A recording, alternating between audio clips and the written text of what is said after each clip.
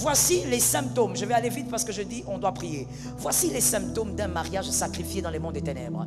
Lorsque vous naissez d'une famille où on a déjà sacrifié vos mariages, ça veut dire avant même que toi tu n'arrives, on a déjà donné offrande au monde diabolique, au monde des ténèbres. Tu as eu un précurseur, comme on nous l'a dit hier et même avant-hier. Tu as eu un précurseur qui était marabout, qui était, je ne sais pas, un voyant satanique, un chef coutumier, qui a déjà livré tous les mariages. Il a déjà donné. Donc, toi, quand tu nais, tu as envie de te marier. Tu as seulement envie. Mais on a déjà tout sacrifié. Et puis, dans ce domaine, il y a 3 types. Merci d'écrire. Le marathon de prière, il faut venir avec un carnet.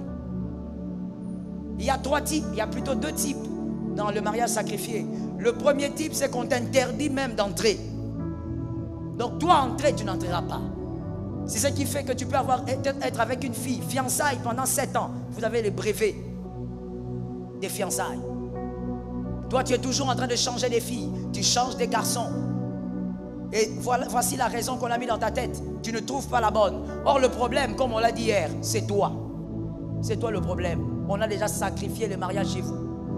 Donc, tu ne peux même pas entrer dedans. Et pour savoir ça, c'est pas compliqué, mon frère.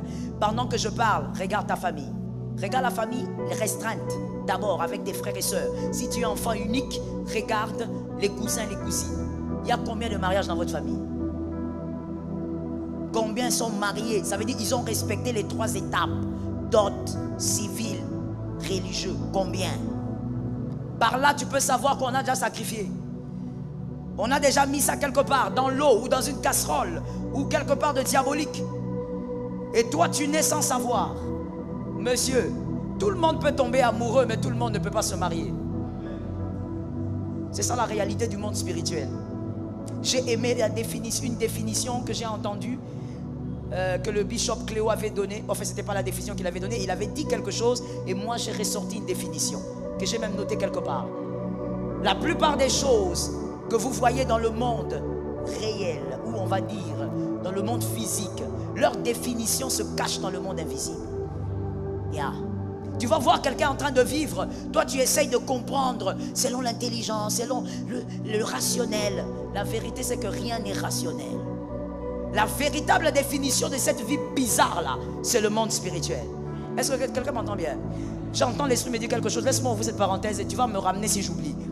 Est-ce que tu sais même qu'il y a des personnes, on a livré leur faveur au point où on a envoyé sur lui depuis la naissance un esprit de têtudesse, de manière à ce que partout où il ira, qu'on le chasse. Pour qu'il ne vive jamais ce que Dieu a prévu dans sa vie. Là où il va, où on peut lui faire du bien, c'est là où il abîme. C'est là où il est impoli. Là où tout ne va pas aller pour lui, c'est là où il reste calme. On lui a envoyé depuis l'enfance un esprit, un pouvoir, partout où on doit bénir sa vie, qu'on ne le cherche pas, mais qu'on le chasse. Est-ce que quelqu'un m'entend? Je ferme cette parenthèse. Si l'esprit a parlé, c'est que ça concerne quelqu'un. Dans le lieu d'honneur, dans le mariage, vous verrez ce premier type-là, des gens qui n'y entrent même pas. Je disais, tu peux tomber amoureuse, mais est-ce que tu vas entrer? Combien de mariages il y a chez vous? Il y a combien de personnes? Et tu peux même aller avec les cousins et les cousines. Parce que je veux te dire, mon frère, il y a des familles où même les cousins et les cousines sont mariés. Même si tu vas au fin fond là-bas, ça veut dire l'enfant de l'oncle, des tantes, de ceci, trop de manches longues, même eux sont mariés légalement. Mais chez vous, tu vas commencer à compter. Pendant que je parle là même, tu calcules. Antoinette, elle est mariée. Oh non, elle n'est plus mariée, elle est divorcée. Elle a quitté son mari il y a 2 jours. Il y a des personnes dont le mariage est sacrifié pour qu'ils n'entrent jamais. Et vous verrez, il y a beaucoup de symptômes qui vont avec. Je n'ai pas le temps pour tout dire.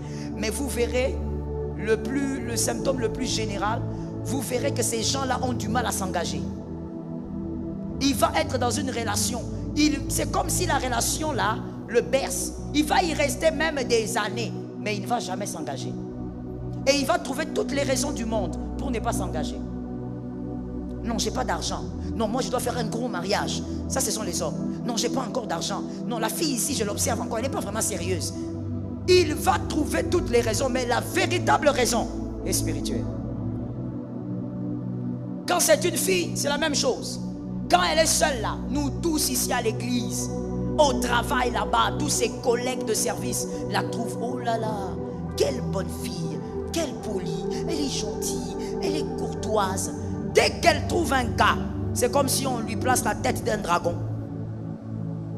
Elle devient insupportable. L'impolitesse que tu ne voyais pas. Et il y a même des gens qui disent, oh non pasteur, elle cachait sa vraie face. Mais moi je vais te dire qu'il y a une autre vérité. Ah yes. Il y a des personnes qui ne cachent pas leur vraie face. Ce n'est pas qu'elle le fait intentionnellement. Il y a un pouvoir sur son nom. Elle ne doit pas se marier. Ça ne veut pas dire qu'elle fait semblant. Elle ne fait pas semblant. Mais il y a quelque chose derrière elle. Voilà pourquoi aujourd'hui je vous ai dit, venez avec d'huile, nous allons déclarer sur les enfants. Il y a des choses qui doivent sauter comme des bouchons. Ça tombe sur toi. La deuxième catégorie, ce sont ces gens-là, ces mariages sacrifiés, où ils peuvent entrer dans le mariage. Oh oui, nous tous même on va danser. Ils vont entrer, ils vont vivre ensemble, mais il y a un chrono. Le diable va s'organiser à l'intérieur pour faire des choses, pour placer des choses. Ils finiront par sortir. Et toujours dans cette deuxième catégorie, ils sont dans le mariage, mais ils ne vivent pas comme des mariés. Tout le monde les regarde. Oh, ils sont mariés. Mais eux deux savent qu'ils ne vivent pas comme des mariés. Ils vivent comme deux célibataires qui cohabitent. Le mariage, ce n'est pas seulement la cohabitation, c'est vivre ensemble. Ok? On peut cohabiter sans vivre ensemble. Et donc, il y a ces deux catégories-là, des mariages sacrifiés. Je dis à quelqu'un, des fois, le problème, ce n'est pas celui que tu as épousé. Des fois, le problème, c'est toi-même. Je te pose une question que tu vas garder dans ton esprit. Qu'est-ce qui est derrière toi? Qu'est-ce qui marche derrière toi? Qu'est-ce qui te suit depuis des années? Qu'est-ce qui est derrière toi? Écoute-moi bien, s'il te plaît. Les deux catégories des mariages sacrifiés, leurs symptômes, voici leurs symptômes. Quand vous verrez ceci, comprenez qu'il y a un problème. Premièrement, ce qui n'est pas à toi te cherche et s'intéresse à toi. Lorsque tu es quelqu'un, un homme, une femme, tu as un mariage sacrifié dans le monde des ténèbres, souvent les filles constatent ça. Tu verras que tu es une fille à l'âge de te marier, mais ce sont les hommes d'autrui qui sont derrière toi. Il n'y a que les hommes d'autrui. Les célibataires ne te voient pas. Et toi-même, tu t'es même habitué à ça. Tu fais même des calculs si tu peux être la deuxième femme. Ma soeur, ce que tu déshonores va te déshonorer. Est-ce que quelqu'un a entendu? Est-ce que quelqu'un peut le dire à son âme? Si tu déshonores le mariage d'autrui, on va déshonorer le tien. L'homme d'autrui, c'est déjà l'homme d'autrui.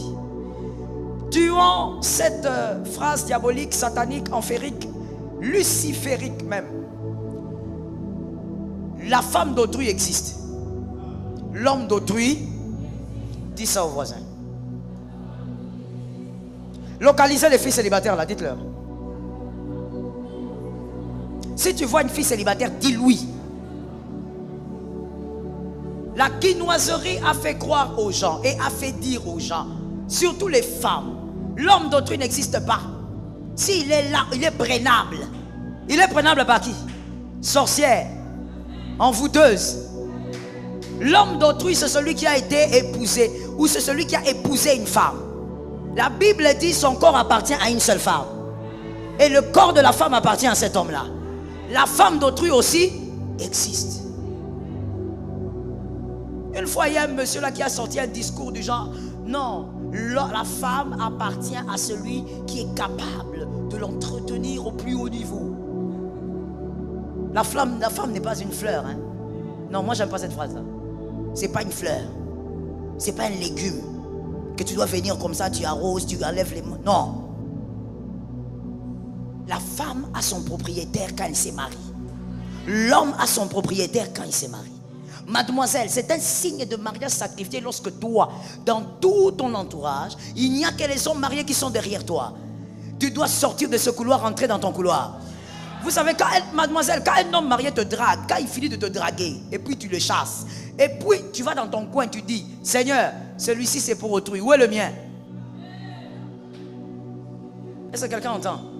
Toi, tu ne connais pas la fierté de te balader avec ton homme à toi. Tu te balades et les autres regardent.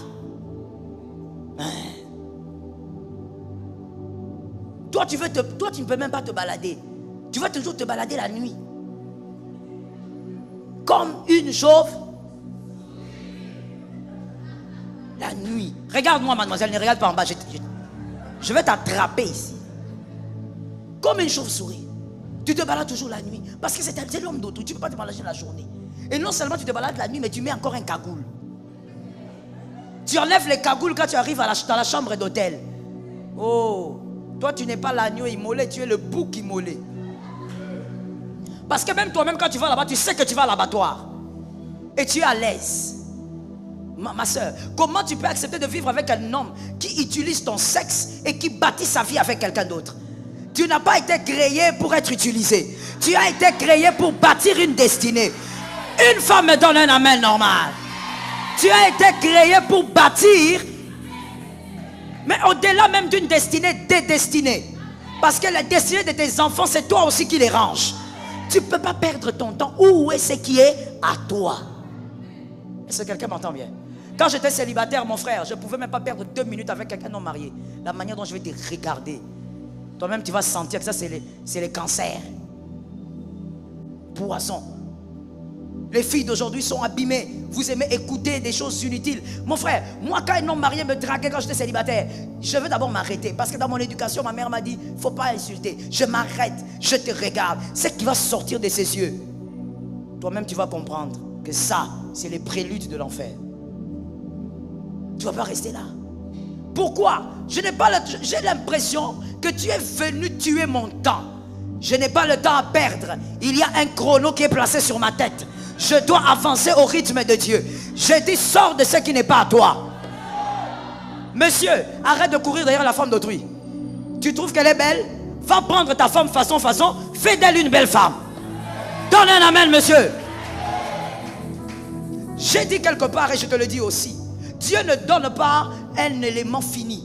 Dieu donne toujours un élément ou un produit brut. À toi de l'arranger. Monsieur, il faut avoir du cran. Il faut avoir des épaules, monsieur.